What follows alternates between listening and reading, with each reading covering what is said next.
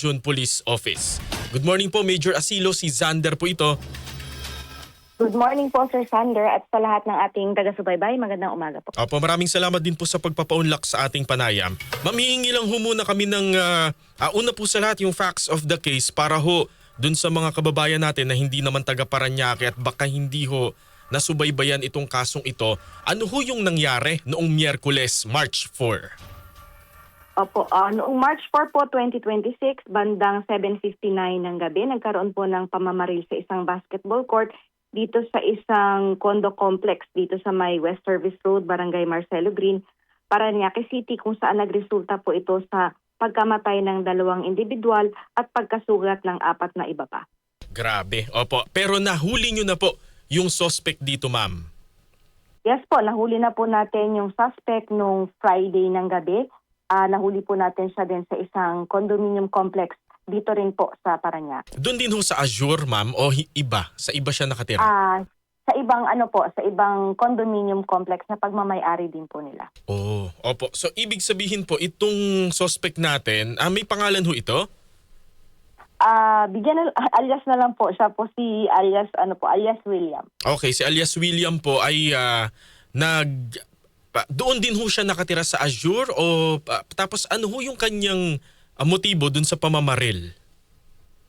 Doon po siya nakatira kung saan po nangyari yung pamamaril, pero pagmamay-ari din po ng family nila yung condominium unit dito sa area naman po ng Barangay Moonwalk. So according po doon sa ating suspect, nagsimula ito yung away nila or para meron silang naging hindi pagkakaintindihan dahil po doon sa ingay na nakikreate nung isa sa ating mga victim habang nasa unit sila. So may mga pagkakataon na kinakatok niya yung victim para siguro patahimikin, at meron din naman pong report kaugnay dito sa pagre-report niya doon sa ingay na nangyayari doon sa kanyang kapitbahay, or kasi magkaibang floor po sila. Magkaibang so, parang floor? kapitbahay. Yes po, magkaibang floor po sila, parang direct yata po siyang sa baba nung ating victim. Okay, so kumbaga naiingayan siya dun sa unit sa taas kaya po niya binaril yung biktima. Yun po ang naging yun po yung naging reason niya, parang siguro na nagpatong-patong na yung kanyang yung kanyang inis kasi nakapag-report na siya. So wala pa rin nangyayari dun sa kanyang ginawang pagre-report. Okay. So ang kanya pong target, dalawa ho kasi yung patay. Isa pong 57-year-old na lalaki, residente rin po dun sa kondo, at isa pong 29 years old na estudyante. Sino ho roon yung kanyang target? Yung 57 years old po, yung una nating victim, yun po talaga yung target. So nagkataon lamang po na itong mga nandito sa basketball court ay kumbaga parang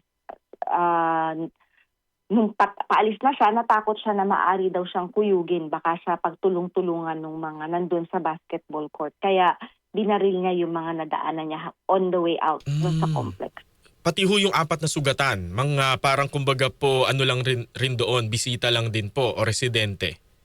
Mga residente din po yun doon na mga naglalaro ng basketball, yung iba po ay nanonood.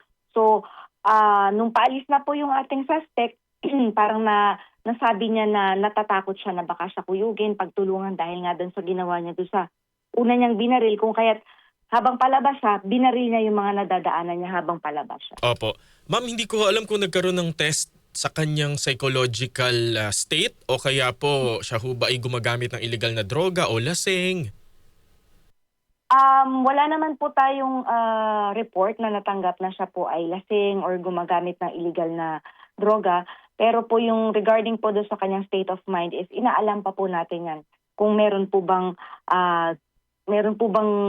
dapat i-check pa sa kanyang well-being. Opo. May dati na raw hong kaso yung suspect na pagpatay? Meron po kaming na-verify na meron po siyang lumabas na warrant of arrest for service of sentence sa isang homicide case po or murder case dito po sa area ng Taguig. Mga anong taon po iyon? Nangyari po yun noong 2012 at lumabas po yung warrant of arrest niya noong 2023. Opo. So ito hong si alias William ay meron pong, ano ang kanyang background? Trabaho po? Wala po siyang trabaho. siya po ay nag-iisang naninirahan dito sa condominium complex dito sa may Marcelo Green.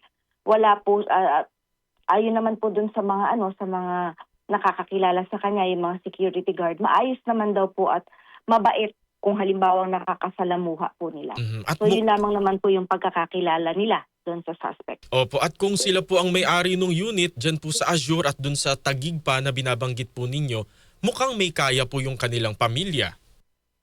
Opo, yung kanyang asawa at mga anak po ay nasa ibang bansa. Actually, siya na lang po ang nandito, parang pinapadalhan na lang daw siya ng kanyang allowance or yung kanyang maintenance niya dito sa Pilipinas. Opo. Sa direktiba ho ba ni NCRPO Chief Aberin, ito ho ba ay case closed na, ma'am? Yes po, makukonsider po natin itong case closed na since identified po natin yung suspect at na-inquest na rin naman po yung ating suspect sa kasong 2 counts of murder, 4 counts of frustrated murder, gayon din po sa paglabag sa Republic Act 10591. So lahat po ng mga kasong ito ay naisampa na po natin sa Parañaque City Prosecutor's Office. Opo, last na lang po siguro, may pananagutan ho ba yung may-ari po nung condominium complex o kumbaga hindi naman po sila damay rito? Sa ngayon po, wala naman po tayong nakikitang pananagutan nila pero patuloy naman po yung ginagawa nating pakikipag-coordinate, ganun din po yung ating investigasyon. Patuloy pa rin naman po yun sa kung may mga pagkukulang po ba or sapat po yung ginawa nilang security nila para doon sa kanilang condominium complex. Opo, Police Major Hazel Asilo, maraming salamat po. Mag-iingat po kayo, ma'am. Maraming salamat po. Good morning.